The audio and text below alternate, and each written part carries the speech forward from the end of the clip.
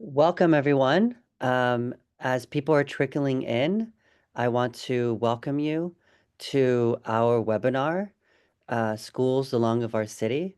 My name is JP Renault. I am the Executive Director of Canopy. Canopy is a community forestry nonprofit that is based out of Palo Alto and that works in five very distinct and unique communities in the San Francisco Peninsula. In all of them, schools are an essential part of our strategy to grow the urban forest. And we are so grateful that you have taken the time today to to tune in and talk about this important topic. I will introduce the panelists in a little bit once we have gone through a little bit of a scene setting. Um, but for now, I wanted to a little bit talk a little bit about our webinar series. Since 2020, Canopy has hosted the More Trees Please webinar for residents, tree industry experts, community leaders, and decision makers. These webinars build on our knowledge of the benefits of urban trees by equipping change makers with resources and practical tips to advocate and care for urban forests in their community. We're grateful for the County of Santa Clara Office of Sustainability for their sponsorship of this year's webinar. A brief agenda setting. We will be talking first about urban heat islands, um, and then a little bit about how trees benefit schools and the overall community. And then we'll jump into our panel of experts who have taken the time graciously to jump on this call. They're all passionate about this topic and they all bring a unique perspective, but all working towards a common goal. So first, a little bit about what we call urban heat islands, which is one of the main reasons us community and urban foresters wake up every day to try to combat. Urban areas trap heat, cement, steel, and asphalt absorb and radiate back out, creating what we call the urban heat island effect. These zones can be several degrees hotter than surrounding areas, straining public heat, health, infrastructure, and energy systems. Extreme heat is the number one weather-related killer in the United States, causing more deaths than hurricanes, floods, or tornadoes combined. Particularly children, the elderly, and outdoor workers are especially vulnerable to heat-related illnesses. And Black, Latino, and low-income communities are more likely to live in these hot urban areas due to historic redlining and disinvestment in green infrastructure. In dense cities, surface temperatures can be 15 to 20 degrees hotter than nearby rural areas due to dark, heat-absorbing materials like asphalt and concrete. And unfortunately, schools have an abundance of both. We decided to show you just a couple of heat maps and with no particular focus on or picking on anyone. We kind of hovered around our immediate area and found these the darkest blobs, the severe blobs. And when one focuses in and finds out what these blobs are coming from, they invariably come out of a school. In a neighborhood of Belmont, in a city of Belmont, you'll see that a series of schools create a heat corridor that seems to be heating up not only the schools, but the neighboring community. In another area of the peninsula, you'll see that although there are neighborhoods that are hotter, the hottest part the hottest source of that heat comes, unfortunately, from a high school. And even in communities that are known as being forward thinking in their urban forests and high in canopy, the hottest part of that neighborhood still unfortunately happens to be a school.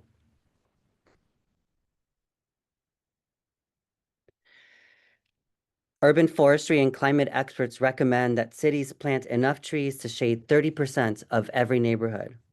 The California schoolyards forest system also seeks to plant enough trees by 2030 that when mature, will cover at least 30% of the student zones on each campus. However, research from Green Schoolyards of America shows that California school grounds only have about 6.4% median tree canopy coverage in student zones. That's very far from the goal. These slides show three schools that Canopy actively works in completely different neighborhoods. And one where it says all five is in the community of Bellhaven that has about 7% tree canopy coverage compared to its overall city coverage of Menlo Park of 27%. The one on the upper left-hand corner is a school in East Palo Alto, where the city itself has a 15% tree canopy coverage at best. And then the one on the lower left-hand corner is a school in Palo Alto, where the city itself has about a 37% tree canopy coverage. But this school, obviously from an aerial perspective, doesn't seem to be an active participant in that solution.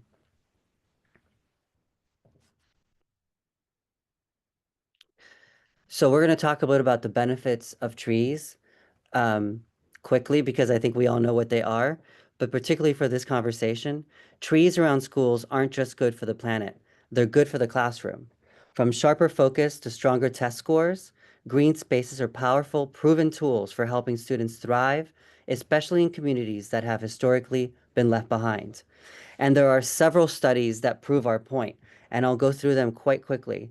In the journal Frontiers in Psychology, a 2020 study of over 450 public schools in Washington state found that higher tree canopy around schools was significantly associated with higher test scores in math and reading, even when controlling for income and other factors.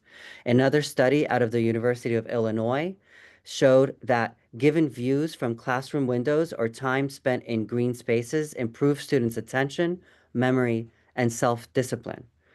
And another study um,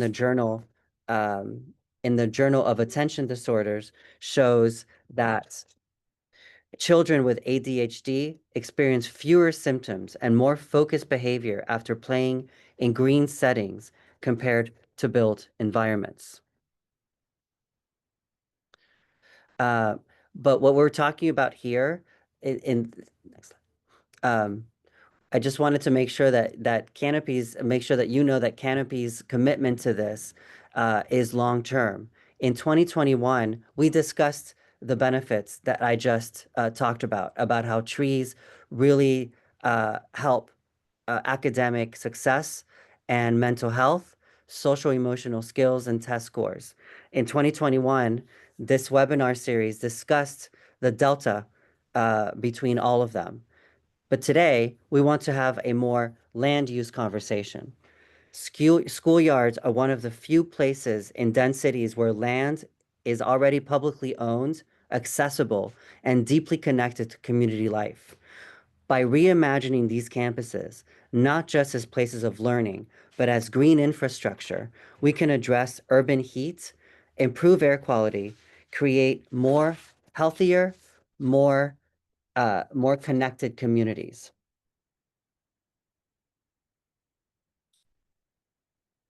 And with that, I want to jump right into the conversation because I know that all these panelists have been thinking about this deeply for a long time. I will ask each of them to introduce themselves, and then we'll jump right into the conversation. I'll start with Electrifike Data out of my good friend out of Tree San Diego. Hi, thank you, JP, and fellow panelists and our registrants today. Thanks so much for having me. Yeah, I'm Electrifike Data from Tree San Diego, Executive Director. We are a small but mighty nonprofit down in San Diego County. We do serve the whole region. We're dedicated to enhancing the quality, density, and sustainability of the region's urban forests and want to bring those benefits to the community and the environment. So that's us, yeah.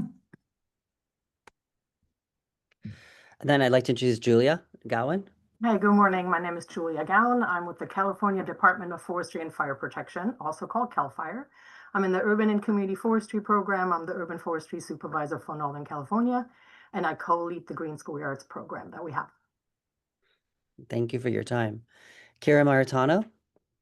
Hi, everyone. Thanks for having me. Great to be here. I'm a senior program manager at the Trust for Public Land.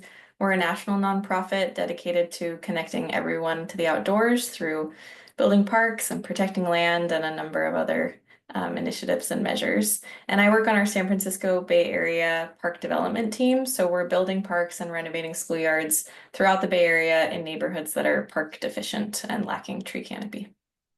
Thanks. Thank you, Kira. And last but not least, Milan Ninkovic. Thank you, JP, and fellow panelists. I feel so honored to be amongst such amazing panelists today and such a lovely audience, and so happy to be a part of Canopy here. Milan Ninkovic here. I'm the owner of Bridges Way Facility Management Group. I have been doing commercial construction and facilities for about 20 years, more notably in the last 10 with K through 12 education in the Bay Area and beyond. I'm a licensed California general contractor as well as a resident tree lover myself. Thank you. Okay, well, welcome all again, and let's just jump right in. Julia, since you are from Cal Fire, and Cal Fire, for all those who don't know, is the agency in charge of urban forestry at a state level, and so people may not realize that they fight fires, but they also are a critical partner in adding in working for increased urban canopy throughout the state. So, Julia, can you tell us a little bit about Cal Fire's Green Schoolyards initiative, as well as maybe setting the stage for us from a statewide level on some of the key data points that we can kind of discuss today? Absolutely. Yeah, so the Urban Community Forestry Program works under the Urban Forestry Act of 78. So we've existed, at least in theory, to varying levels for quite a long time, offering grants related to tree planting, management activities, and so forth. But in 2022, the state made a first investment of its kind in greening school campuses. It was a historic 150 million, which for the record is about 5 times, I think, of the grant funding we ever had in a given year.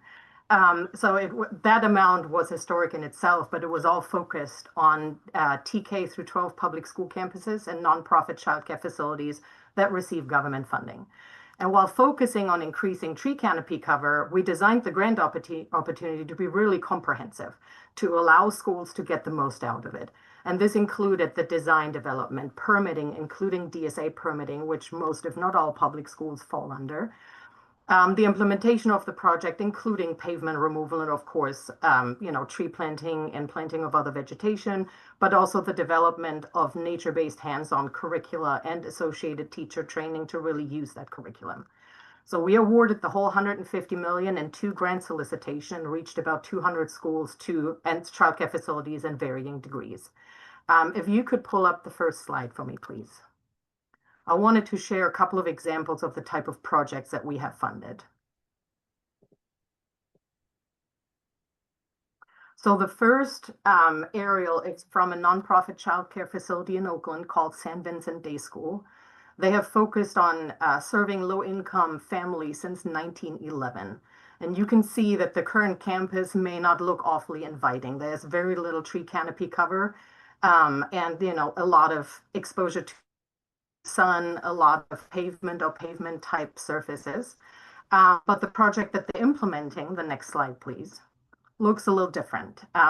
All of our projects are still underway. None of them have been completed, so I can't show you any after pictures, but this is what the project would look like when it's done. So a lot of tree canopy cover. Some of them are fruit trees. They have a small child part and a taller or older child part of campus. And the design was really to age groups and to get the most out of it when it comes to touching trees and being in nature and having that tree canopy cover. The next slide, please. This is an elementary school in West Sacramento. Again, there's a lot of buildings, a lot of pavement, not a whole lot of tree canopy cover. Next slide, please.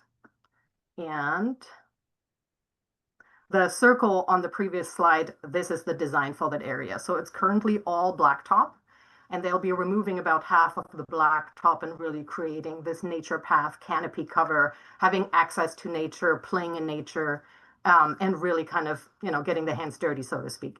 But to set the stage a little bit for what the state as a whole looks like, We have about 10,000 public schools, public TK through 12 public schools in California, serving about 6 million students on about 130 acres of land. Most of that land really lacks tree canopy cover that is worth mentioning, especially in highly urbanized areas. If you could show the next slide, please. So Green Schoolyards America has spent a lot of time on digitizing public school campuses across the state. They really went in and by hand digitized the school campus and separated it by what they call the student zone, which is what students have access to during the school day. This, as you can see from the legend on the right, everything that's dark red in color has really low canopy cover, and everything that's green, which in comparison isn't all that much, has, above 26% in canopy cover in the student zone. If you could show the next slide, please. Green Schoolyards America has found that about half of the tree canopy cover is outside of that student zone. So a lot of teacher parking lot, a lot of curb appeal, trees that students really don't have access to. This slide shows you the map of schools that have low canopy cover, but a high, what they call the unduplicated student count, which is English as second learners, foster children, and families that qualify for free or reduced lunches.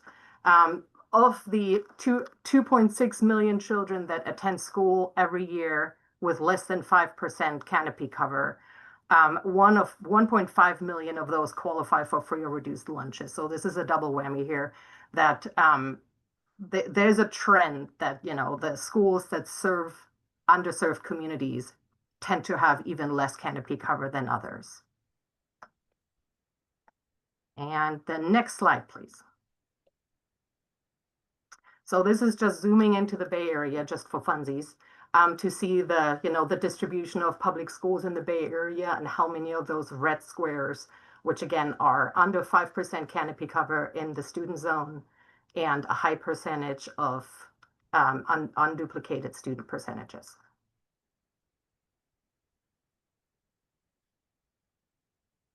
I can at this point also show the next slide, which is the distribution of the grants that we have awarded.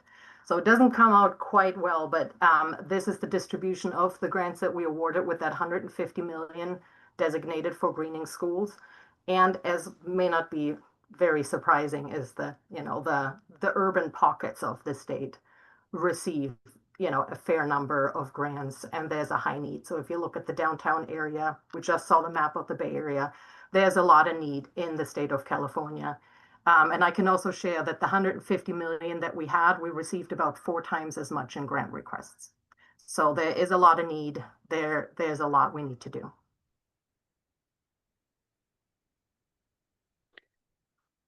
Thank you, Julia. And out of full transparency, Canopy was one of the recipients of that grant, and we are working in the Ravenswood City School District, which encompasses East Palo Alto, as I mentioned, with a 15% tree canopy, and also extends it to Bellhaven, that has about a 7% tree canopy. Electra, I'm going to go to you because I don't want to make it about canopy. I want to make it about what community and urban forestry nonprofits are doing with this incredible resource. Canopy and Tree San Diego are among many organizations fighting the good fight door to door every day in people's front yards and schools and parks, businesses, anywhere we can find space.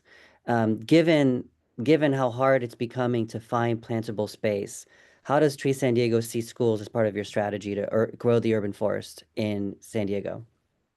That's a great question. Well, schools are one of the key differentiators in the urban forestry expansion space. So much so that I think it brings we bring more trees to schools, both public and private, in order to build a strategic plan for Tree San Diego at the moment. But we are looking beyond that, I think, because they play such a role in urban forestry strategy. It's not just in the tree expansion space in the initiative, but it's also in the education for our children to expose them to an environment, often an unnatural one when we have rising temperatures or blacktops that have been coating over our topsoil and other usable space. So we're overdue for district-wide change in many spaces to open up schools to robust urban greening and environmental education, like tree stewardship or even biodiversity education for students. So that's that's been baked into our strategic plan quite a bit. And I think because, you know, we've got the students as part of our, that's our future, right? Of carrying the torch of these initiatives that we're building. That will forever be at the foundation of what we do strategy wise. And I don't mean just planting trees. I'm talking holistically, that people plan and plant model that we have, this kind of triple bottom line of urban forestry, making sure that we've got the education there, the infrastructure and the investment, and then the plan. If not all precursor should be the plan, long-term plan, long-term investment. So we have to build all that. You have to backcast from the ideal. We do that every day, and we try to find the challenges and find solutions for that. And we're finding more and more now that collaboration is the answer to a lot of those things. So happy to expand on that more, but I think it should be a part of everybody's strategy to bring the schools to the table to have that discussion. Right. Kira, I'm going to go to you because you do have also, Trust for Public Lands does have the C schools as a strategy for your mission, but explain a little bit. It's a little different, tiny little bit different. We work with each other, but from a different perspective in terms of growing an urban forest and having access to that. And talk a little bit about, if you wouldn't mind, your interests in school campuses from your mission perspective. Yeah, thank you, JP. So the Trust for Public Land is working to connect everyone to the outdoors. And one of our goals is that every American live within a 10-minute walk of a quality park.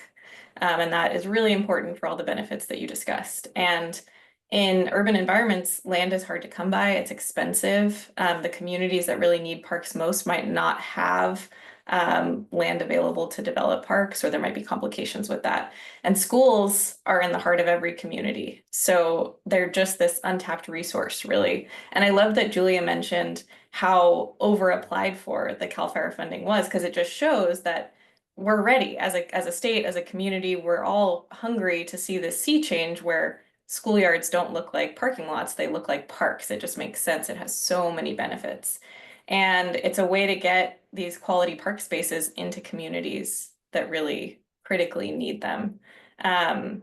It takes a lot of collaboration to make joint use work so that a schoolyard can be open to communities after hours. And I'm happy to get into the weeds of that. But yeah, at the high level, at the mission level, it just makes sense. I believe it's 1 in 5 Californians visits a public schoolyard every day. So they're right there. They're just ready to be developed into beautiful spaces that really benefit communities. Thank you for that. And we'll come back and dive deeper into each of your questions in a second. But Milan, I wanted to bring you in. Milan and I met because we were trying to overcome a complex situation at a charter school, which is yet another even more layered conversation. But and he has been an incredible ally in trying to make sure we can get trees into schoolyards. But from the maintenance perspective, explain a little bit what you do, actually, if you wouldn't mind. And the real question is, once you've done that, is since you represent from a positive perspective, the school perspective, can you tell us if school leaders, if academic leaders, if public school leaders and people who lead campuses, are they in on the strategy that the rest of us have when they look at schoolyards? Do they know that? Yeah, I mean, so I think what the best way to describe what I do is kind of the liaison between both, right? You've got the school leaders and the operations team, and then you have the district or the authorizers. So I'm kind of there in the middle, kind of going like, hey, let's all come together and we all have the same vision, have the same mission. And I'm here to step in with some form of expertise to kind of execute on that vision on both sides. So to directly answer your question, JP, I believe they do. There is it's a hot and loaded topic, right? When you talk about districts and you talk about the operations of a school, particularly with visions like this, because it's always, school leaders and their operations team, their number one focus is teaching and learning and academics, right? They more often than not don't have the time or the wherewithal to think about visions, executing visions like this because they're worried about operations, they're worried about their staff, they're worried about budget first and foremost, right? So I think, they don't, most of the time in my experience, and I deal with probably 12 different districts and authorizers within the Bay Area, and then, hundreds of school teams. And more often than not, they just don't know. They don't know what they don't know. So they don't know that there are resources like Canopy out there to be able to help execute on this type of a vision. Interesting.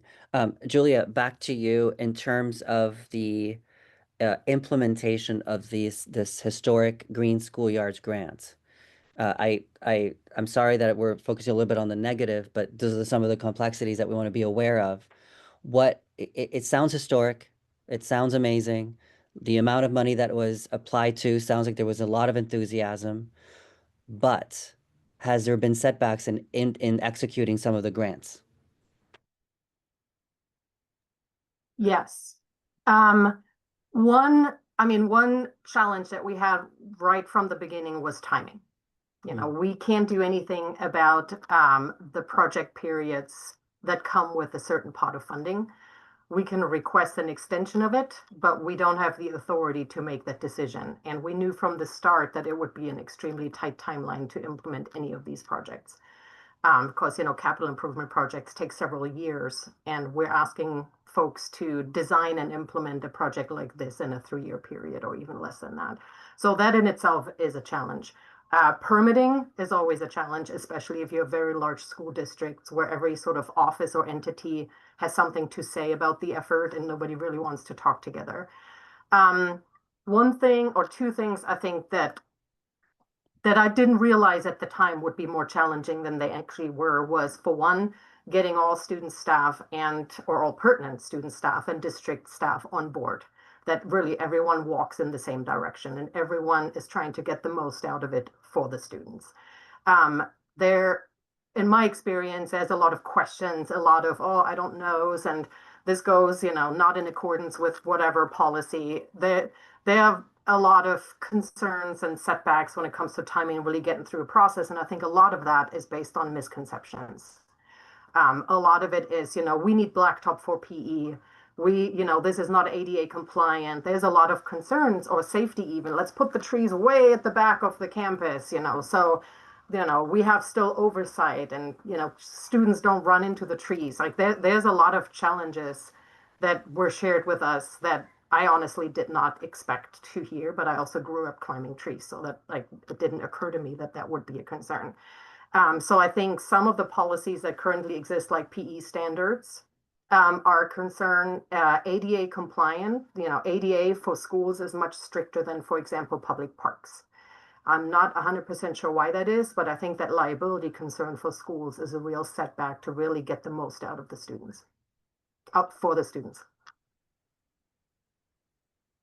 Yeah. Milan, you want to jump in? Yes, thank you. Just kind of speaking to what Julia was saying, around, so DSA, Department of the State Architect, more often than not, it takes probably about a year, when you go through planning to design to planning and then executing, with regards to getting through the DSA requirements. And that could apply to anything about under $100,000 within a 100K and over. So totally understand, and I've felt it so many times, Julia, the frustration around, are these areas ADA compliant? Well, a DSA inspector may say, well, you're just installing trees, but guess what? I'm here now. You have to make your other side of campus accessible as well, and that's usually a budget breaker.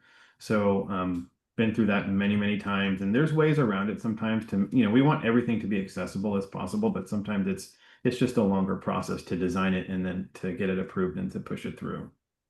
I want to add to that, though. The federal law, when it comes to path of travel improvements for projects like this, has a 20% cap of construction cost for those path of travel improvement, which is an ADA compliant path, ADA compliant bathrooms, it used to be a telephone, and water fountain. California for a long time decided 20% was not enough. We're not going to put a cap on it at all. And so you might have a $400,000 green schoolyards project that takes $1 million of path of travel improvements to actually implement.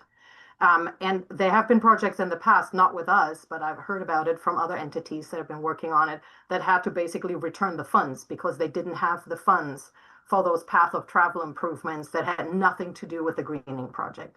That has changed. So a couple of years ago, with I think it was SB 1091, that limit or that limitless, I guess, component of the project or requirement for path of travel improvement was limited to 20%. So what used to be the floor actually is now the ceiling for these projects, which is a huge win for California. Big time. Electra, do you want to jump in and again, back to the street level, talk a little bit about when approaching a new school, whether it's the Green Schoolyards opportunity or whether you have, Canopy just started a relationship that is outside of a grant or anything, a direct contract relationship with a school district. What do you say? And how do you pitch it? And what are kind of like the knee-jerk pushbacks that you get? Yeah, and again, we're coming from the nonprofit space, so we're getting the direct asks usually from teachers or students or parents. So yeah, we have to come at it a little bit differently, and we usually find that going directly to the district is probably the easiest pathway. And to Julia's point, there's a lot of we call it like complementary funding needs to get to where we need to be. And like 15 trees is not 15 trees, it's capital improvement, the things and other things, accessibility. We've had some success in the past too, talking directly with a just district rep that kind of understands the complexity of those things. And it does take a lot of tried and true evaluation of plans. We've had schools that don't have redevelopment plans for 10 years and they just won't plant there for 10 years, right? They won't plant trees there because it's going to get ripped up or something like that. One unique anecdote to that for us was we had a district that was overlooked by funding, couple cycles. They're in a very unique part of the county, higher elevation, extreme weather conditions and other things, no trees. And we found out that the reason that they didn't have trees was because the water that they had on their system was used to fight fires, right? Because that's the immediate need. So we went to our local foundation, we found some funders and we said, hey, what would it take to buy tanks for each of these schools at this district so they could harvest groundwater? And they had ample groundwater, and they funded it. It's incredible. And they're doing it. We're building this out as a scalable kind of pilot program. And if that becomes successful, we're going to build it to the whole district. So I think each school district has its unique needs. Knowing that before you go in there with just a lot of asks for trees is kind of just being knowledgeable about the district needs. It's complex, but as Mylan said, it's a year in advance making that plan. And it's on us as an NGO oftentimes to communicate that back to the community and try to manage expectations sometimes or talk through funding plans that are coming in the next cycle. So yeah, approaching that discussion is a unique skill set we are still honing, but I think understanding the stakeholders involved and making sure all the needs are met well in advance is something that we're going to be prioritizing continuously. And then, Kira, you had mentioned that Trust for Public Lands focus is to make sure that people have access to open space. And does everybody know in this panel or want to first explain what the 330-300 rule is? I can do it. So the 330-300 rule, which speaks to Kira's one of the 300 part, is that everybody should be able to see 3 trees within their eyesight in a neighborhood, live in a neighborhood that has 30% tree canopy, and live 300 feet or meters, I always get it confused, to open space, to an open space. In an urban area, kind of sounds like a school. But can you tell us a little bit more and just expand a little bit more on that open space part? And how many schools, I don't know if you have that on the top of your head, how many schools are actually open to the public after hours? And how hard is it to even have that conversation with the school who that is not? Yeah, well, what I'm seeing right now in California is that it becomes an equity issue because in neighborhoods that are more resourced, often schools are open to the communities after hours. There's less concern about vandalism. There's less concern about what the schoolyard's going to look like Monday morning when the kids go back. And so principals or facility staff will gladly leave the gates unlocked, and families come and use the space on the weekend or in the evenings and play basketball and hang out. And kind of people don't really think about it in a lot of neighborhoods. It's like, yeah, the school's open, no big deal. And in most of the neighborhoods where we've worked to green campuses, it's a really big deal. There's a lot of very valid fear about what will happen to the campus if it's left open to the public. And people have different outlooks on it. We've talked to some principals who say, hey, if I lock the gate, kids are going to climb over it. So I'd rather leave it unlocked so that they come with their families and the space is activated, and that actually protects it from vandalism. And some principals say, not a chance. We have houseless encampments blocks around the schools. There's illegal dumping, there's hazardous waste, and we don't have any support from the city. And we have, one overworked janitor. So there's just no way that it's safe for us to leave this space open. We don't have capacity to see what's left for us on Monday morning when our students return. So it's really complicated. I think the solution is partnership, as it always is. I mean, maintenance is going to be the number one issue. I'm sure it's on everyone's mind. It's kind of the Achilles heel of these projects is people say, well, what about the maintenance? And that's true of joint use too. There just needs to be an extra level of care and attention given to the space if it's going to have a larger user group and those variables. But it's very doable, and there have been successful models of this across the country where cities and school districts partner to share those maintenance costs, because if the school is open to the public, it's effectively a city park, and so they can see it as like a joint use model. We've had some luck working with community nonprofits who just program the space, and maybe it's not open in the way that a public park is open, but it's open for certain activities, and that space becomes available to do tree planting or to do Zumba class or whatever it is, to really make sure that the space is cared for and stewarded.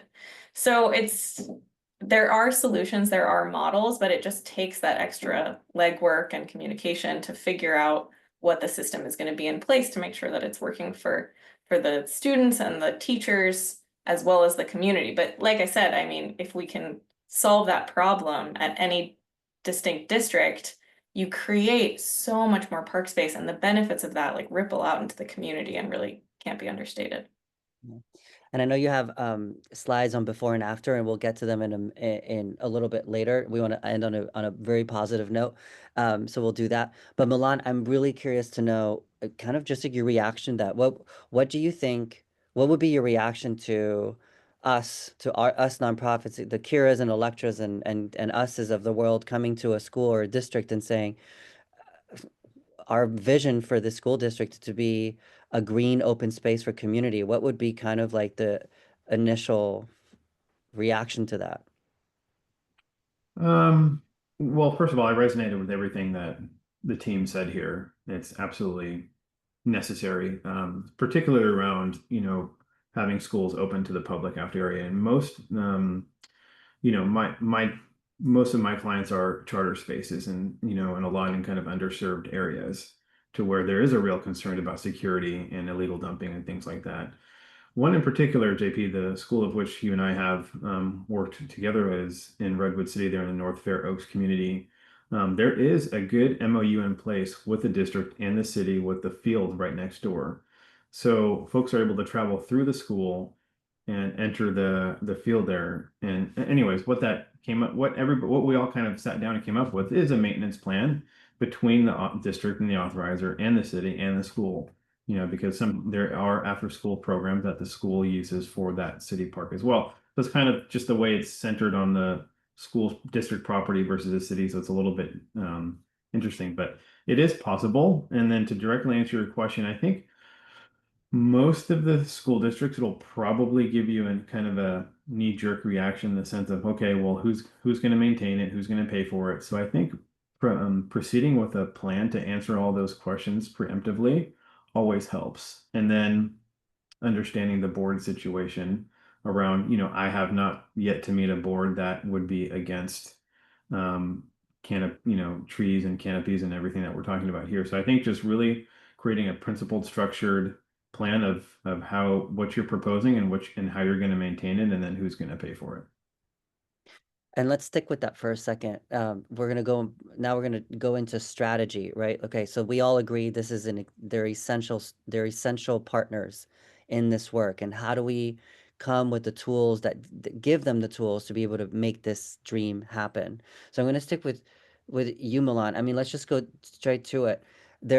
I have found in my work in school districts that there are school districts that give a lot of power to principals, and there are school districts that do not. And school districts that do not, that keep the at least the landscaping and the maintenance of campuses at the district level, have been easier to break into than when a district that has that the principal has power over every leaf of grass. And can you talk a little bit about that model? Am I a little bit naive about that? Who is if we wanted to go into a school district in a perfect scenario, where do we focus our energies on? I believe you should start with the school principals and the school leaders first, because they are more in touch with their families. And really, I mean, the families are the constituents, right? They're the ones that form the committees and drive, the teaching and learning, which is the kind of, lack of a better term, bread and butter of everything, right? That's, it's the kiddos that are driving everything that we want to do here. We want to provide canopy growth and trees for all them and the future kiddos at all these schools. So I would approach the school leaders first. They have the direct lines with whoever their authorized representative is, either whether it's, if they have a regional support team like me, then I would go to the district and I would say, hey, here's what we want to do. Let me know what your requirements are, because they're ultimately knowledgeable about their MOUs or their FUAs or their leases, whatever they're called, wherever they are. And then they would then provide that structured principled approach on how you can either ask the district. If the school leaders have control of every strand of grass, that's even better. That makes my world a whole lot easier, because then I can execute on whatever the school team wants. But are you Hopefully that answers the question. Yeah, you did, but I guess I'll just one more follow-up is that the fear I think that we have, and I don't know if Electra, Julia, or Kira, you've seen this, is that a principal's all in, but then if a principal leaves the school, and these are long-term investments. We're planting a 15-gallon tree that it'll take a few years for it. If the principal leaves, then the fear is that there's a whole new administration has a completely different idea for the campus. Does anybody want to like jump in on that? I can jump in a little bit because this is definitely something we've dealt with on schoolyard projects where, because they take a long time, as we all know, starting with design, by the time you construct, sometimes there's been principal turnover and maybe we've had a great champion and now we don't.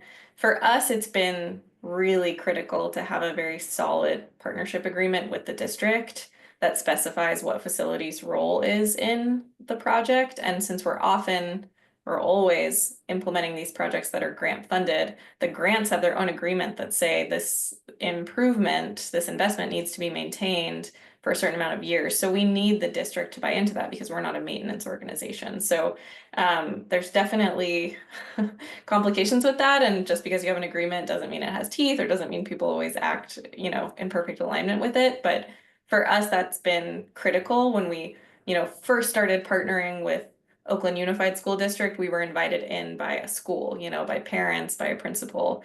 And that only got us so far. We really needed the facilities buy-in, and in a lot of schools that we've worked with, a lot of districts we've worked with, we see that there is a disconnect between the facilities department and the specific school sites. And, we hear horror stories like we came back to school in the fall and facilities had cut down all the trees that shaded our windows because we don't know why. So I think that's something that we can all be pushing as we work with school districts, is like, how do we break down those barriers between facilities and school sites? And for us, one model that's worked really well is we partner with community nonprofits who do stewardship and maintenance and bring them into these projects, because that's a big pushback from a school district, is like, you can't install that, we can't maintain it. So we'll say, well, we'll find some funding. We'll get, in the case of Oakland, we work with a wonderful nonprofit called Growing Together, and they come in and someone's on site, connecting kids to the space, teaching them what the weeds are and how to protect the plants, replanting when things die, and giving us a call when the water gets shut off because there's a leak, and that's what facilities decided to do. So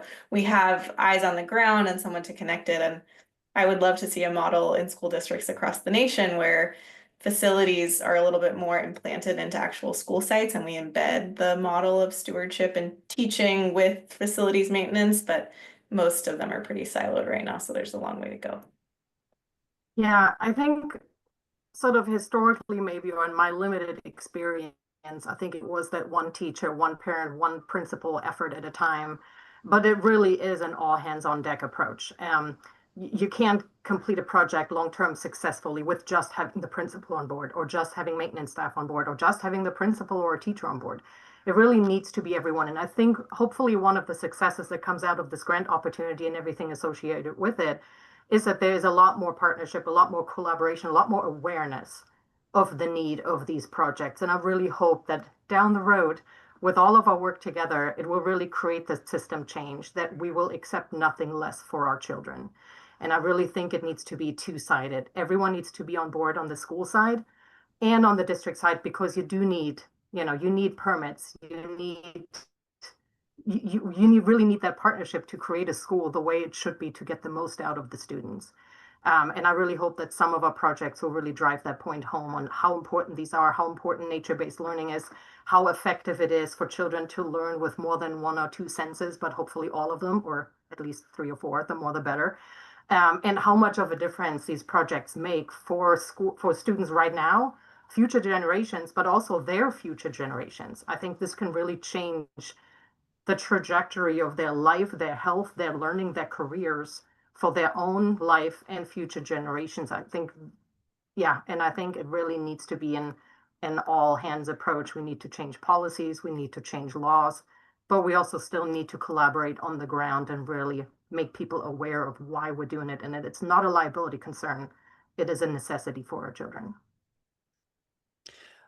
Electra, yeah, I wanted to, whatever you wanted to add, but also, and my question was just from our perspective, our mutual nonprofits, we believe in urban forestry, of course, but we believe in doing so with a community lens, right? That's an extra oomph of community forestry, that there's a science of urban forestry and what trees belong where, but also that we want the community to be central in that stewardship and leading it and caring for it and pushing for it. Um, can you talk anything about how community specifically, and in this case, it'd be parents and teachers, this is a workplace for people. It's also a place where students go. How if a community nonprofit wants to be able to make a difference at a school, how they can optimize community to make that happen? It's a great question. Yeah, and just resonating with what Kira and Julia shared.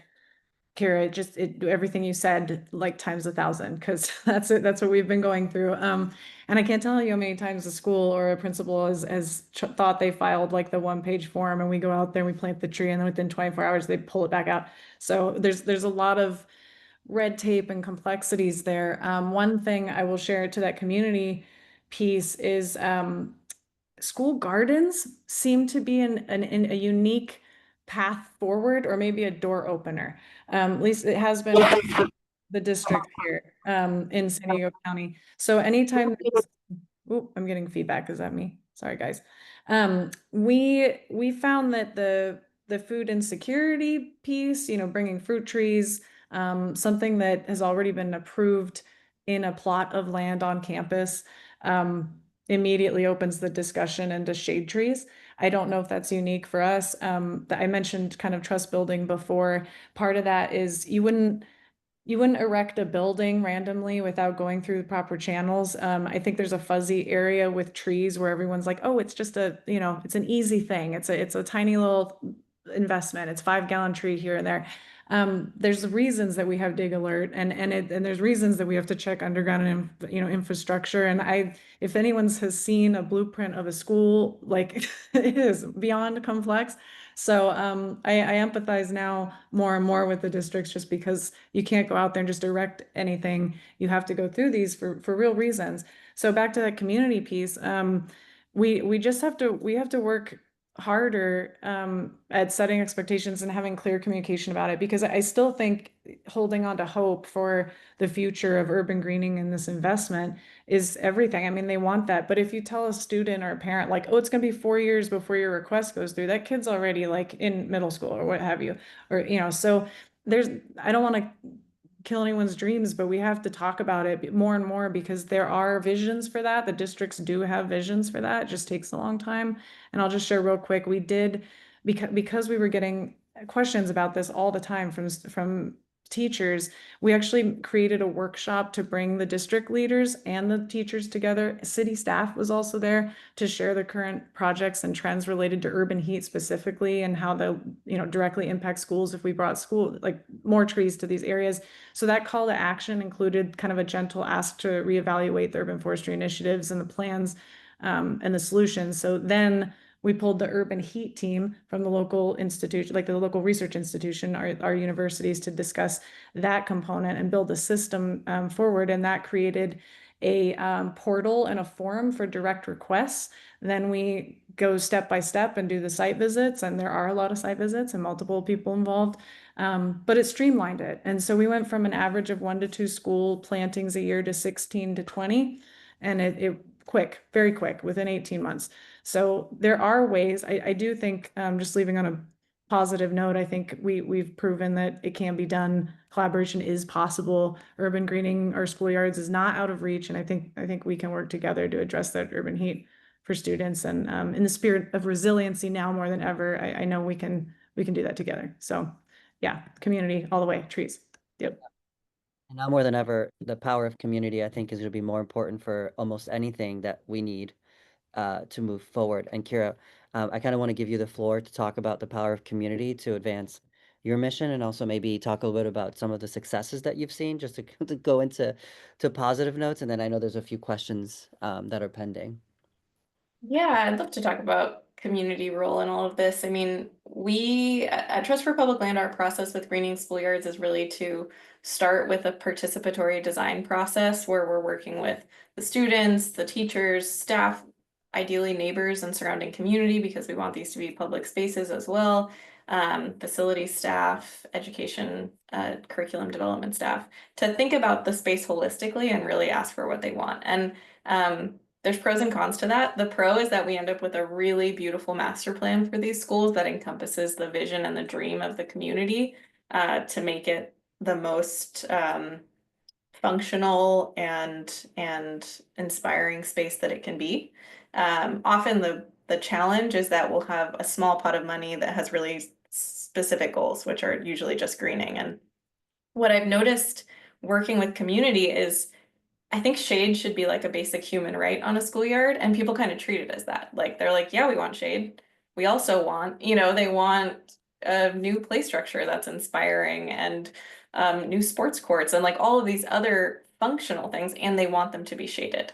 So what I end up seeing a lot of the time in the participatory design process is that we want these schoolyards to look more like parks, and we need budgets that are more analogous to building a park budget. And in building a park in the Bay Area, like, I wouldn't go into building almost any park in the Bay Area with less than $8 million in hand. But often greening grants are like 1 million or 2 million.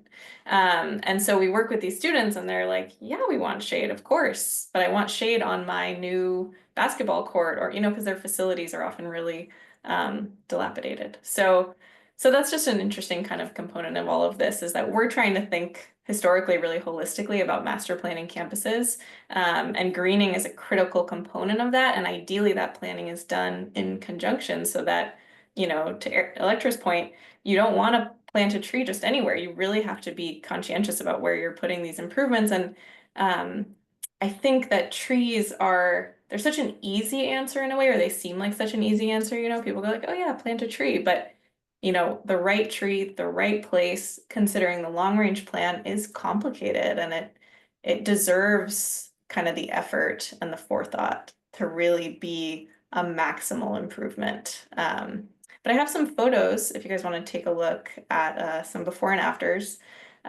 These photos are from our partnership with Oakland Unified School District. And we did a pilot program there, a pilot living schoolyard program there. We greened 4 campuses, all in East Oakland.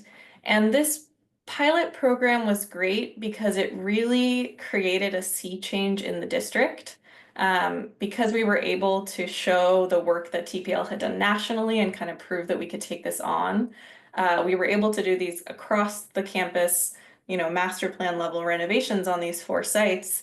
and prove to the district that it could be done. And through the process, because it was treated as a pilot, we were able to have really generative conversations and kind of get into the weeds of some of the obstacles that had stopped the district from making these kind of improvements in the past. So we, updated their design guidelines and standards through facilitating a process that engaged all of the stakeholders to really talk through, like, why can't we put a boulder on a campus? It's perceived as unsafe, but why? And once we got into it, it was like, oh, we could put a boulder on the campus. It just has to be, this height and this deep and this far away from the next boulder. There are ways, but it takes effort for people to think this through. So this first photo is from Markham Elementary School in East Oakland.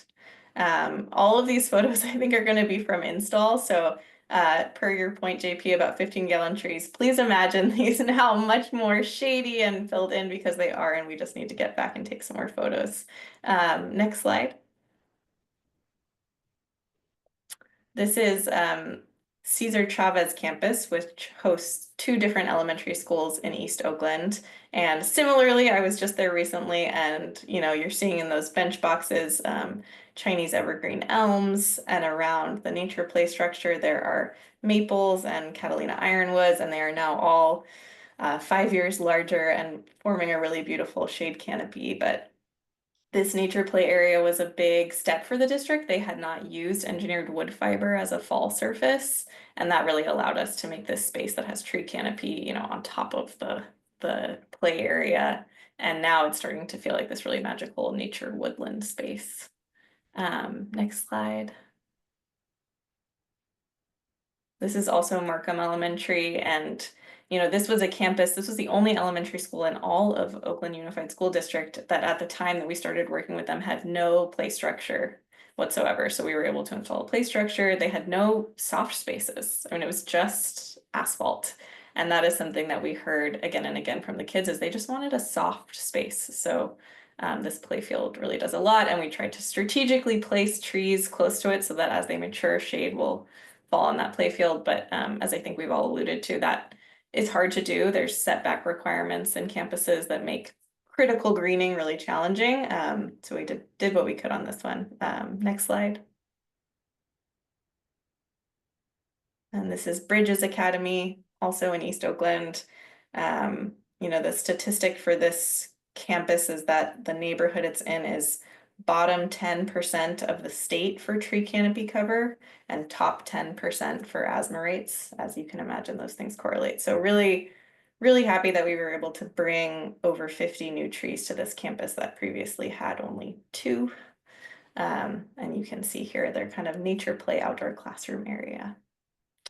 So yeah, thanks for taking a look at those photos. It was a really great pilot, and it really did shift the thinking in the district. And now Oakland Unified School District is running with this. They don't really need our help anymore, which is kind of the goal, right? That they want to do this in-house. And we supported their application to the CAL FIRE grant, and they have some money in hand now to keep that going, as well as other partnerships. It's really inspiring. They want that to be the norm for their campuses. Amazing. Thank you, Kira. Those are amazing photos. Milan, I just wanted to, I have 2 more questions and we're going to open up to the public. Milan, I just wanted to see your reaction to those photos, and kind of like, is that the exception, or is Kira's with all the strategies we just talked about, are Kira's photos kind of attainable to the rest of us? And then you had mentioned, you sent a little message saying that uh, it's trees are cheaper than actually installing shade structures, which I see that is also, I keep using the word knee jerk, but that is also a quick fix, is a shade structure. Could you just kind of react to everything that you just saw? Just blown away by the before and after pictures. It's wonderful. I have some friends at OUSD and they have mentioned this before, so definitely attesting to that, and it's really great. I'm so happy to hear that even in the midst of the kind of, we'll just say turmoil that OUSD and other districts around are going through, they're still running with this, which is such a necessity. JP, it's funny, I did message you. I said, gosh, I haven't touched a shade structure project less than almost $500,000, in different projects that I've managed. And I'm like, how much better and cheaper our shade trees would be, after a couple of years. So, you can, there's you can buy a DSA approved shade structure for minimum, just the equipment is $100,000, and then not counting installation and all the design behind that. So I'm thoroughly encouraged to offer these solutions as well to all of my clients. So yeah, I mean, it seems, for my children, I mean, they're all older now, but even thinking about myself, I would much love to eat lunch under a few shade trees with my friends than a huge dome-looking shade structure. But yeah, and that was my thoughts. One more follow-up for you, Milan. Um, is part of what Electra and Kira and Julia and I do, where we talk about trees every day. Is it being heard by some leaders, whether they're a city, and I'm gonna, ask you to expand a little bit on your maybe your comfort zone, but anybody who thinks about maintenance and infrastructure, do they not see trees as an infrastructure topic? Should we be reframing our conversation to tell them this is cheaper and better infrastructure, like hard infrastructure? Absolutely. I resonated with what Julia mentioned. This is definitely should be, implemented as a necessity as we design our schools. As infrastructure conversation, not just, okay, we'll put a shade structure here and the rest of the 5,000 square feet of space will be blacktop. Or let's think about integrating trees in all of our artificial turf sports field as well. I mean, it's doable. I've seen it. I think it needs to become a more of a structural necessity conversation as we design and renovate our schools. There are always bond measures out there that where we can where we are. I'm sorry, I got a text there. There are bond measures are that where design of these canopy programs should be implemented in those plans. So it's possible. I don't want to be totally negative. I mean, I think the initial knee-jerk reaction I mentioned for districts then is more like, oh my gosh, now I have to dig up this asphalt here and I have to worry about the maintenance, or something as silly as, oh my gosh, and I'm thinking from the perspective of a maintenance technician at the district, right? Oh my gosh, now I have to worry about these 12 trees and their leaves on our roof, and we have to add additional roof maintenance. It's not that big of a deal. So, and I have sympathy and empathy for them because, most of all districts, even in more affluent areas, most of the schools, they're all deteriorating, statewide, right? Our schools facilities aren't getting upgraded as quickly as they are in regards to of some of their deep building systems being end of useful life. That needs to be talked about, and this needs to be integrated into those conversations as a structural conversation of how we're going to renovate our schools and build our schools. All districts are understaffed, with regards to facilities. So I think if we approach from an empathetic point of view of that and provide them with these plans, I think it'll go a long way. I'd like to add to that. I don't think this is a tree yes or no question. This is just a design question. So most folks, if you picturing a school that's mainly or all blacktop, if you have a conversation about adding trees, I think the mind immediately goes to, we're gonna make some holes in the concrete and we're gonna stick some trees in it. Yes, that will probably increase maintenance because then you still have to kind of clear the pavement so students don't slip, they can run, whatever it is. But if you picture, hey, let's assume funding isn't the problem and we're just talking about maintenance. If you're picturing the same blacktop area and we say, okay, let's cut 1/3 of the blacktop off in the back, we're going to plant a forest. There's not going to be any grass. There's not going to be any pavement. You will not have to mow, blow, or anything else. All we have to do is maintain the trees and let them thrive, and that's all you're going to ever have to do in that area. That is a completely different maintenance concern than having trees kind of intermingle with the pavement that somebody has to clear or the grass that somebody has to mow. This is a design question. It's absolutely possible. Yeah, and I can just add to that real quick. Blacktop is old tech. They because of climate change and the heat maps and everything happening, particularly in the Bay Area. Where it used to think a blacktop would have a 30-year lifespan, I've seen brand new blacktops cracking and spidering after 5 to 7. So, and that's on top of all the traffic that goes on it as well. So my personal opinion is that's old tech. We need to remunerate that, and we can, and it's happening. Just what Kira shared. So I was very encouraged to see that. I would add to that just to say, I think a lot about when I'm working with community and school district personnel, like the devil people are just really comfortable with the risks they're familiar with, and the old model of a school district really fits that. I've seen, you know, school staff. I remember having a conversation at Cesar Chavez campus, which has that wooden play structure that I showed, and it was a really new kind of play equipment for the district. They're used to the metal poles and plastic slides, and we install this thing that looks like trees and it's on mulch. And the security guard, really well-meaning person at the school, said, "I'm just really worried about it. It looks really unsafe." And I was like, "Well, tell me more about that. What about it feels unsafe to you?" And he said, "Well, I just feel like kids are going to run into it." And I said, "Well, would they be more likely to run into this than the metal pole one that was here before?" And he said, "I don't know, I guess not, but something about it just feels unsafe." And it was this realization that it was just foreign. We're in a very urban environment. This stuff doesn't look urban, and it just was kind of jarring. And like you're saying, Milan, we have these new stats we're seeing, like the asphalt doesn't last. It gets too hot. Kids are breaking their arms on it. It's not safe. And we have the data, right, from risk assessment in school districts to show that it's not safe. It's causing injury, it's causing problems. But the possible problems of the new model are somehow scarier. And I think that's the wall we have to break down. That's amazing. Julia, I want to kind of give you it doesn't have to be the last word. We have some questions and we can keep talking, but I'm curious to know after this conversation and after all the years that you have been trying to make sure that this Green Schoolyards is impactful and you started it just kind of like going where we started. Were you to get another historic investment in Green Schoolyards, what would you do a little differently this time? Yeah, I think when it comes to the actual cost or activities that we fund, I thought we drove the point home on what these projects should focus on. But it turns out that I'm not sure we really drove the point home, especially when it comes to childcare facilities, because we saw that a lot of effort and a lot of interest was in new play structures. And that was an eligible activity on eligible cost because we wanted schools to get most of these grant opportunities. It was not the focus, even if it has a leaf pattern on it. That was not a nature-based, hands-on learning or play opportunity we had envisioned. So I think for one, we really need to drive the point home on what we want to focus on, that it's really trees, shade, nature, that those are the priorities for all of the projects. And we may make some other costs ineligible. The other thing that we constantly strive to improve and struggle with is accessibility of these projects.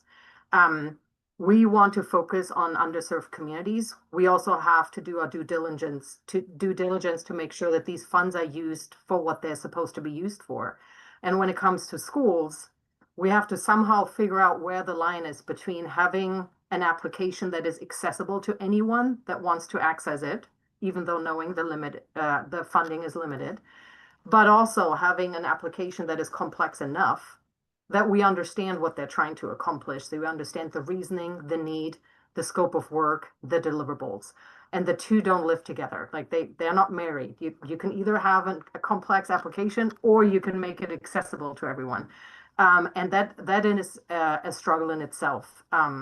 And we have to make sure that we understand properly what the projects focus on, because otherwise we basically just create more losers. We only have 150 million. We almost had 400 million grant requests. If we just make it more accessible, we're going to have 700 million in grant requests. We still only have 150 million in funding, right?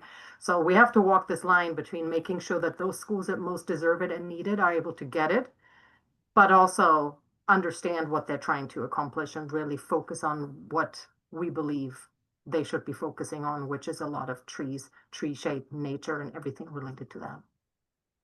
I will say thank you for all that. That's I think all of us can find a little bit a nugget of resonance with that. I will say with early childhood and child care centers, Canopy was successful in one of them working with a partner. And just to give you a little bit sense of happiness and optimism, that led to a whole coalition of early childhood and child care centers in San Mateo County wanting to be part of it because the pilot that we used through this grant was so successful. Excellent.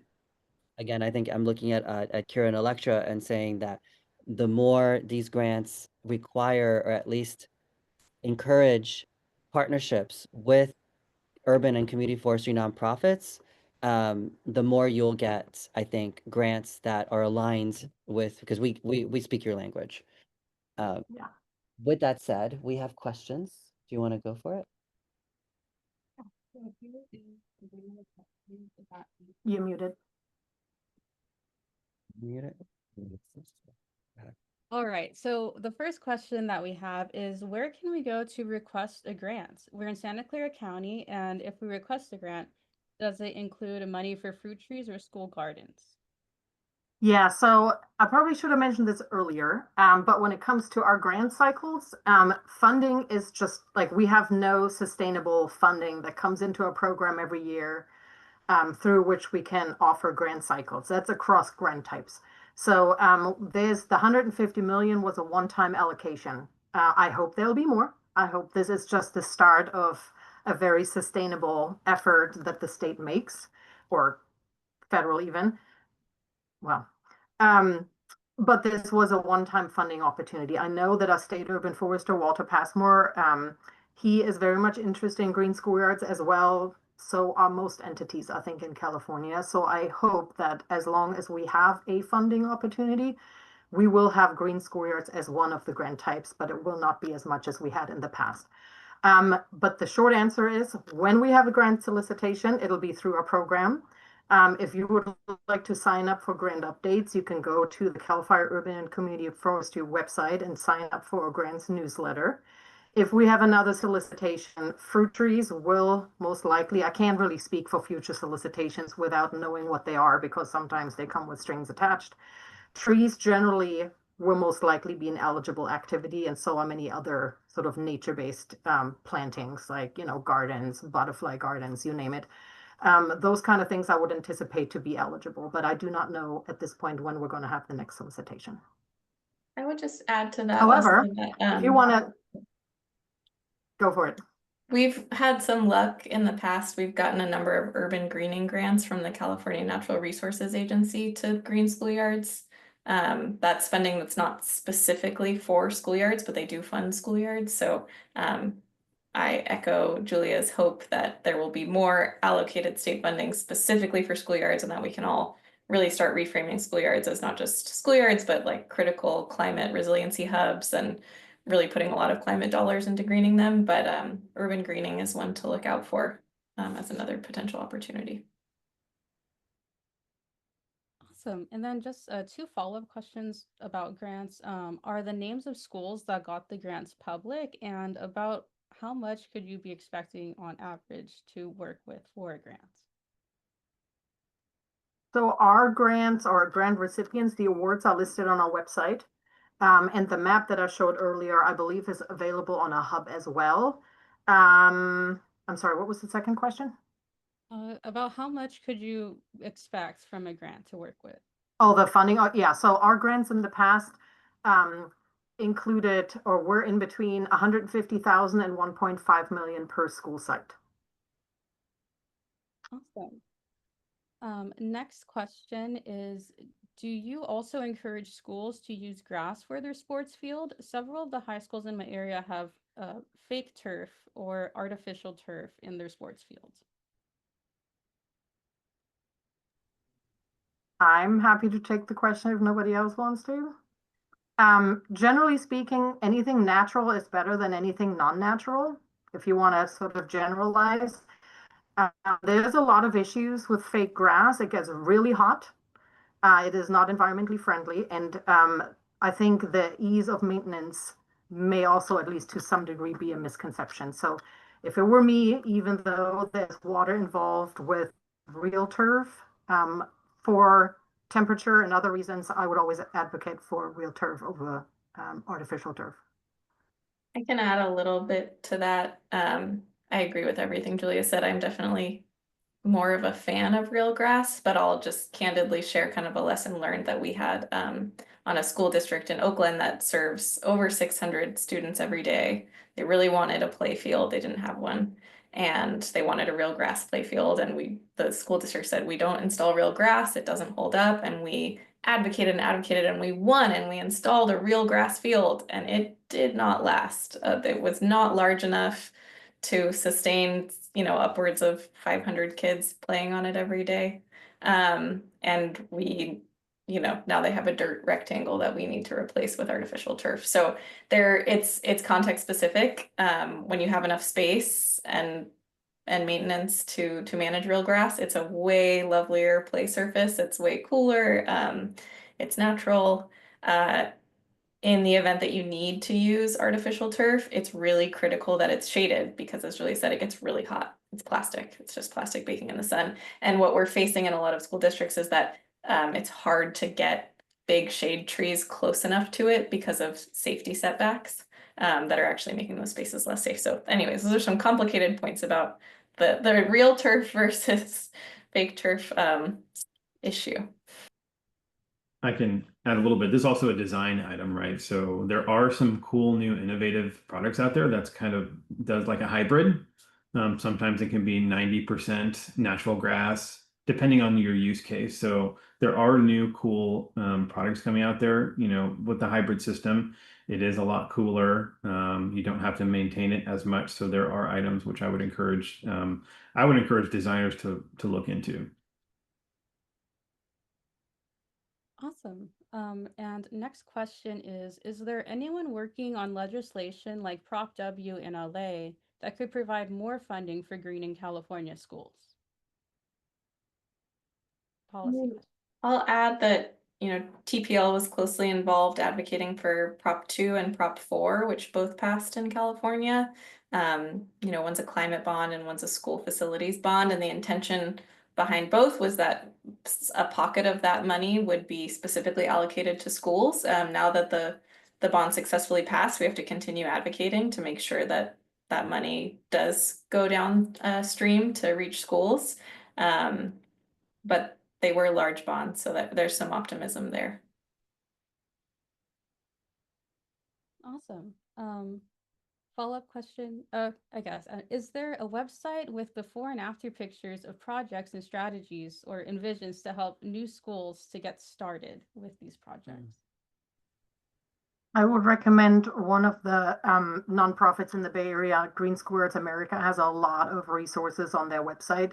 There's a lot of resources when it comes to why greening schoolyards is important. There are resources for teachers to use greener schoolyards in their curriculum. And there's a lot of data, including the images I showed earlier, which is the tree equity study that they completed related to, why is it important? Surface temperatures, before and after pictures and all of that is on their website. And that's just one of the resources available. Awesome. Another question is, do you have an approximation of range of maintenance costs needed for the additional trees that we may plant? I noticed that maintenance removes the leaves from the ground. Is this part of maintenance calculation? Fallen leaves could be good mulch.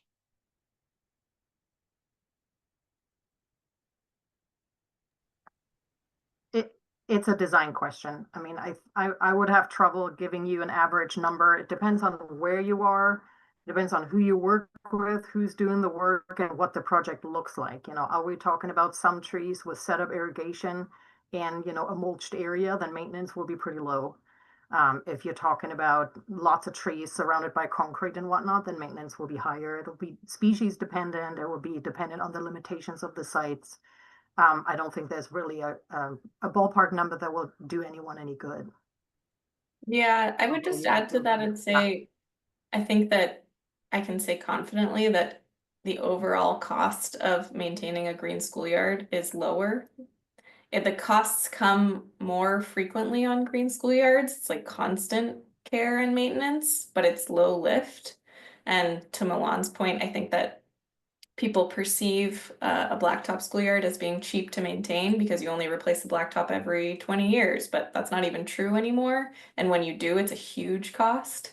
But people, I think, perceive the maintenance as more of a weight on a green schoolyard just because it's daily, and if it's integrated into curriculum and into community, it's actually just kind of a net positive and is a learning opportunity and a community cohesion opportunity.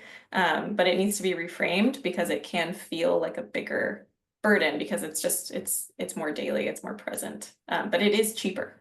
There have been studies that prove that overall it is cheaper. So advocate that in your district. If they try to say they can't afford it, they can. The costs are just, they're more short term, not so long term. Awesome. Okay, and last question. So master plan redo of schoolyards takes a long time, with permits. Does it make sense to plan projects solely on replacing dead or dying trees or stumps, which sometimes number maybe 10 to 20 per school? I imagine this could have fewer obstacles to overcome.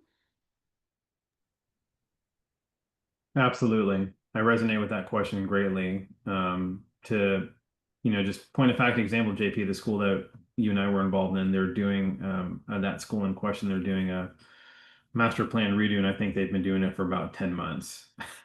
I don't mean to say that in a condescending way, but from my perspective, it's like, come on, let's, I think Electra mentioned it before, by the time, they're done with their master plan design, the kids are going to be out and almost in high school, and this is elementary school. So I think there's some updating that needs to be done in that, and we need to tear down that process and just create a new playbook. But yes, absolutely makes sense to go, at an ad hoc basis and replace these trees on campuses that are dead or dying, and with stump removal as well. And with stump removal, it'll be easier to plant in place as well. So definitely. All right. With just a few minutes left, I wanted to give anyone a chance to kind of just wrap up or give any last thoughts. My last thought is to thank you all, but also to kind of just highlight what I like to say is that schools are for our work, Electra and I's work, and specifically in planting trees with community, are what I call the holy trinity of community forestry, where there's education, engagement, and tree planting all in one campus. So that's kind of my last thoughts about how important we should keep this on the radar, people. But if anybody wants to use the last few minutes to give any last thoughts of what they heard today, or want to share, and there's still about 60 people online from the community, so please feel free. If I could just hop in, I wanted to say I always listen on these webinars for like common phrases and trends, and I'm hearing a lot of undertone about funding, and I know that scares a lot of people away. If there's any funders on this call, I would highly recommend thinking about innovative strategies for creating pathways for NGOs and school districts. But the other word that I kept hearing that I found really unique was this concept of a pilot. And it wouldn't be a pilot if it wasn't innovative. And oftentimes innovation with funding is sometimes not appreciated because they want tried and true, and they want consistency, or they want a foolproof plan. So again, I wouldn't knock the pilot. I think the pilot is where we get our best innovative ideas. And JP, you've seen a lot of success with that. Tree San Diego's seen a lot of success with that. It's a slow burn and a good opportunity to test drive some models and bring in new technology, as Mylan was talking about too. And I remember back 5 years ago when drones weren't cool, and now they're like the coolest, right? Like we're using that to study canopy and urban heat and other things. So pilot and funding, I think those things go together. Innovation is a huge part of that. And again, yeah, if there are funders on the call, consider some of those things, because agencies like Canopy and Tree San Diego and others are thinking these things through. We're not just throwing spaghetti at the wall. I think we are testing those. And the last note on that is just data driven. Data tells a really robust story in this urban greening space. So yeah, pull the data, tell the story. I think that'll do half the work for us. So it's my last thought on that. But thank you again for having us, JP. Thanks, Electra. I'm also a big fan, just as a fellow community forester, of pilots. We used one pilot, and I kept insisting this campus needs to be a pilot, not a one-off. And from that one pilot, we came up with a 3-year contract with 150 trees in 10 districts. So the pilots are our friends. Anyone, Julia? Yeah, I just wanted to add, I know the fund, we all need funding. We cannot implement projects or even plant a single tree without having the funding for it, whatever that will look like. I just hope that nobody here will lose their passion and their eagerness to work on it, regardless of what the funding situation is, because every tree, every conversation, every handshake, I'm going to share with you the good old elevator speech, what I'm doing, all of it makes a difference. All of that raises awareness. All of that helps somebody say, huh, I never thought about that. And there's already like change in the process. So we really need to have all of the trees, not just the pie in the sky project for your school. We need all the conversations, all the partnerships, all the I'm going to go to my school, I'm going to tell fourth graders about trees and principles and whatever. Like we need all of that. So as frustrating as the lack of funding is, or maybe DSA, or maybe, whatever the permitting requirements are, just everyone keep it up. We can't do it alone. We have to do it together, and we can do it together. So that's all I got. Awesome. I'll piggyback off of Julia. I totally agree, and I think with extreme heat and climate change, we need this to be like a battle cry. This is unacceptable. If you're looking out at where the children in your community go every day to play, and it is an unshaded expanse of black asphalt, that's a serious health issue. That's a climate crisis, and we just need that to be unequivocal, right? Like the adage of the best time to plant a tree was 20 years ago, the second best time is today. We have to plant the trees today. It's getting hotter every year. There's no excuse, right? There's no excuse. And because of the multi-benefits of these projects, everyone can be a champion for green schoolyards because they help in the mental health space, they help in the education space, they help with air pollution, they help with stormwater management. There isn't a single person working in education or public space or community who can't see the benefit of this, because there's literally a benefit to meet any champion's kind of pet pocket issue. So we just have to be, bullish and make it happen. And oh, by the way, it doesn't have to be this huge capital investment either with regards to in initial and maintenance as well. I mean, I save money for schools all the time. And, speaking from a contractor perspective, everything is possible and it doesn't have to cost too much. There's all kinds of innovative solutions. We don't have to trench 50 feet of asphalt to put in irrigation lines. There's above ground solutions. There's all kinds of items we can do. We just have to use that battle cry and share in each other's passions and appeal to our community, and we can make it happen. That was awesome. Thank you. This was such a dynamic panel. I really appreciate all of your times and passions for this for this mission that we all share. Thank you all, and thank you everyone for joining us. I hope that you continue, you take this into your neighborhoods, into your communities, into your city councils, into your school boards, and spread what we like to say, the gospel of trees and their power. Thank you all very much. Thank you so much for having us. Thanks, everyone. Thank you. Awesome. And then just as one last point, we just wanted to make a plug here at Canopy. So we offer a course if you're interested to learning about the basics of trees, get into tree policy, and we're also teaching climate communications. What we have annually is community forestry school, but this time you can now qualify for UC credit if you take the course through UC Davis. So it is free to take the course, and you can, on top of that, become a Canopy certified urban forester, as well as a UC climate steward. So you can get 3 certifications possibly with one class. So just want to throw that out there. If you have any other questions, you can email me, Desiree@canopy.org, and I can answer your questions about that. All right. Thank you so much, everyone. I had such a great time here at the webinar. After you exit the webinar, there is a survey that you might be linked to. We would appreciate all comments and feedback about the webinar. And if you are watching as an arborist, this does qualify